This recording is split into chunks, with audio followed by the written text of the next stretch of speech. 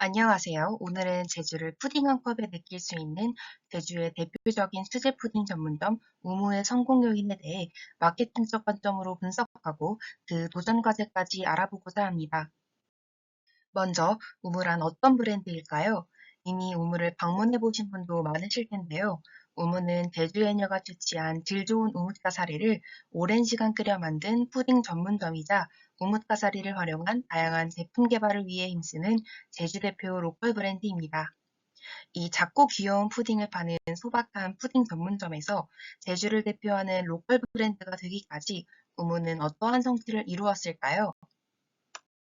2018년 11월 개업한 우무는 많은 입소문과 SNS상의 유행을 거쳐 2020년 3층짜리 우무 2호점을 오픈하게 됩니다. 이후로도 꾸준히 성장해 제주관광공사의 육성업체로 선정되고 가치제주 상점으로 제주 면세점에 입점하는 등 그 영향력을 꾸준히 넓혀갑니다. 덕분에 중소벤처기업부 주관 로컬 스타트업 챌린지 대상, 중소벤처기업부 장관 표창장 수상, 그리고 우수벤처기업상 수상 등 많은 성과를 거두며 그 자타가 공인한 제주 대표 명소로 자리 잡게 됩니다. 그렇다면 우무는 어떻게 이러한 성공을 거둘 수 있었을까요? 그 성공 요인에 대해 신화와 아이디어라는 두 가지 키워드를 통해 소개해 볼 수 있겠습니다. 특히 지역 친화는 우무의 가장 큰 장점이자 대표 키워드라고 할 수 있는데요.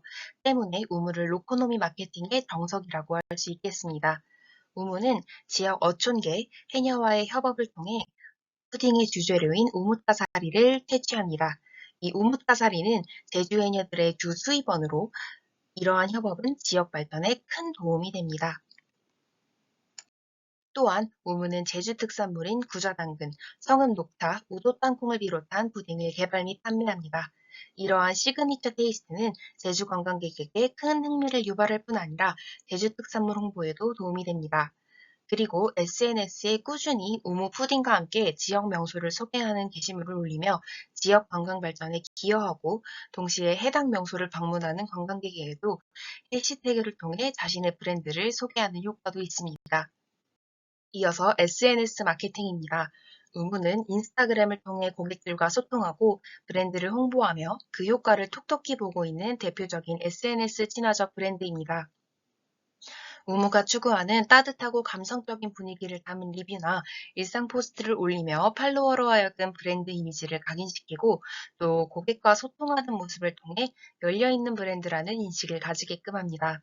또한 매장 옆에 포토스팟을 설치하고 다 먹은 푸딩 용기에 제주바다의 모래와 조개 등을 담아 인증샷 유행을 만드는 등 이미지 중심 SNS인 인스타그램의 장점을 효과적으로 살려 브랜드 홍보를 진행합니다.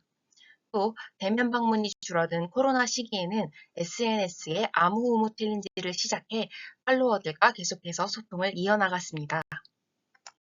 이어서 고객 친화적 서비스입니다. 우무는 가게 방문객의 대부분이 관광객이며 일상에서 벗어나 새로운 경험을 하고 싶은 이들임을 정확하게 파악하고 있습니다.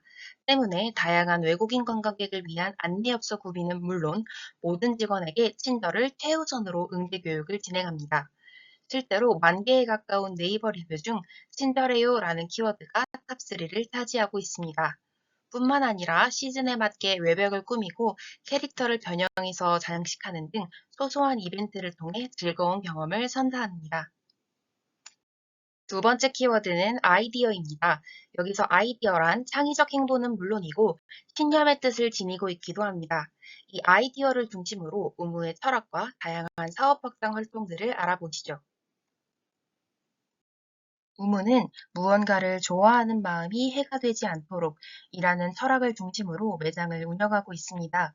주 메뉴인 푸딩을 어린아이를 포함한 모두가 즐길 수 있도록 젤라틴이나 한천을 사용하지 않고 제작할 뿐 아니라 비건을 위한 오트밀크 푸딩 또한 개발 및 출시하였습니다. 또 매장에서 사용하고 있는 모든 스푼과 뚜껑, 푸딩 용기는 생분해 가능한 PLC 소재로 만들어 사용하고 있는데요. 이 PLC 소재는 일반 플라스틱보다 5배 이상 단가가 높아 작은 푸딩 가게에서는 도입하기 쉽지 않았을 텐데도 매장 영업 초기부터 지금까지 꾸준히 고수해 오고 있습니다.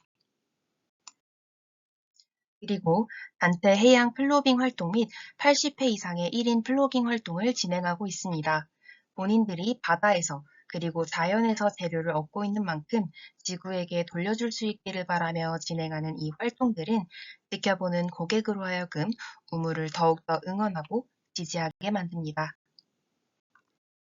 우무만의 아이덴티티인 푸딩과 캐릭터를 활용한 다양한 굿즈 상품 제작 및 콜라보 활동 역시 지금 성공에 큰 기반이 되어 주었습니다. 푸딩 자체의 객단가가 그리 높지 않고 또 여러 변수가 있어 대량 생산 및 판매가 어려운 터라 매출에 한계가 생기게 됩니다. 그러나 우무는 다양한 캐릭터 굿즈 판매를 통해 그러한 단점을 보완하며 자신만의 정체성을 굳건히 하였습니다. 또한 블루보틀과의 협업을 통해 커피맛 푸딩을 제작해 수익을 얻는 동시에 블루보틀 매장 고객에게도 우무를 홍보하는 일석이조의 효과를 얻었습니다.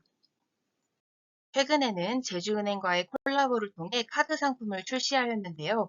지역 대표은행과의 협업을 통해 우무는 꽃 제주를 대표하는 브랜드다라는 각인을 시키는 기회가 되었습니다. 이렇게 자신만의 장점을 바탕으로 훌륭하게 성공한 우무에게도 큰 개선 과제가 남아 있습니다.